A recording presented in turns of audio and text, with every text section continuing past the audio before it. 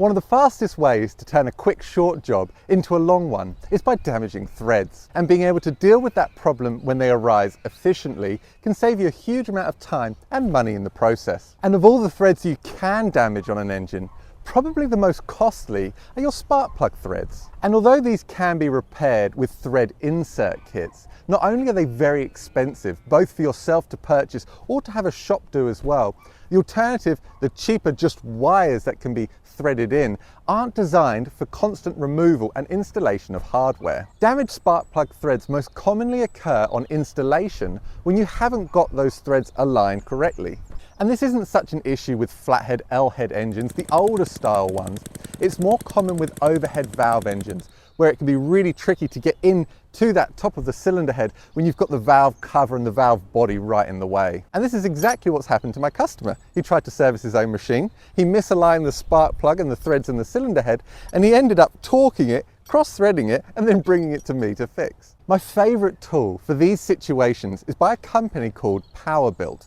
And what makes this unique to other thread chasers is it's actually a back tapping thread chaser. Unlike typical thread chasers, this one is designed to be used with the cylinder head still installed on the engine and working from the inside the cylinder back out. This not only saves labor time because you don't have to disassemble the engine just to get that cylinder head off, but it also pulls the swath, those damaged threads, back out of the engine rather than pushing them in. What really makes this tool so good though is damaged threads most often occur on installation and not removal. Therefore, the remaining good threads that are essential for aligning a tap remain undamaged inside that cylinder head. Even if you tried to use a normal thread chaser, working from the outside in, you're only starting with damaged, misaligned threads already. Therefore, you're only going to exacerbate that current problem and make things worse. The way this tool works is off a tapered cone applying pressure to the thread chasers. You have the end nut, internal shaft with the taper one end and threads on the other,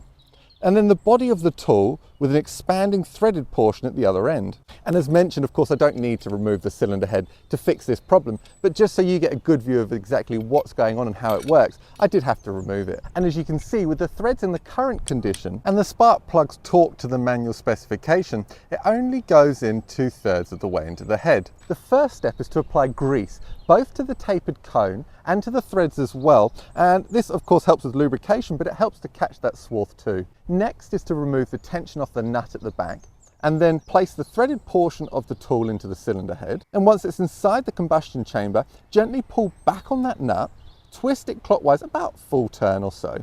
And this will start to expand the threads inside the combustion chamber, and then gradually start to rotate the body of the tool and draw it out until the threads of the tool start to engage the threads on the cylinder head. At this point, you may feel that there's a small amount of play between the tool and the threads of the cylinder head, and therefore gradually just keep twisting that end nut until the threads have no play between them, but they're not bound up either. And then we're going to continue to draw that tool out using the spanner, but it's important not to force it.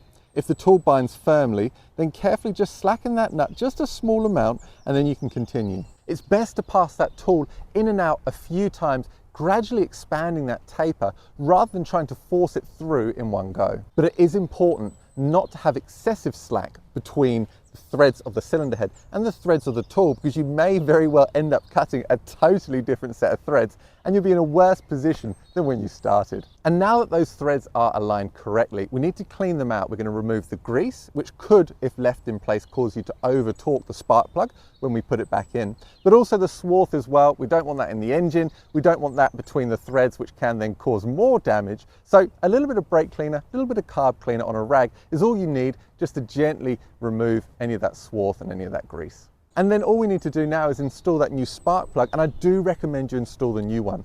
Even slight damage to the old spark plug by misaligning those threads can cause you to repeat this whole problem once again. And of course, in some instances, it is unavoidable. You're going to have to remove that cylinder head and you will have to put a thread repair kit in there. However, most often in my experience, if it is just misaligned threads that have been over torqued and damaged like that, they can be realigned and they can be saved. Using a torque wrench on critical hardware is one thing, but if it's not regularly calibrated, you may end up causing more problems than you're going to solve. Therefore, I've got this video here which teaches you how to calibrate your torque wrench at home without the need for any specialist tools. It only takes a few minutes to do so, and therefore you know that every time you use that tool, it's going to be working just as it should. I hope you enjoy that video. I hope you've enjoyed today's video. Until next time, I'll catch you soon.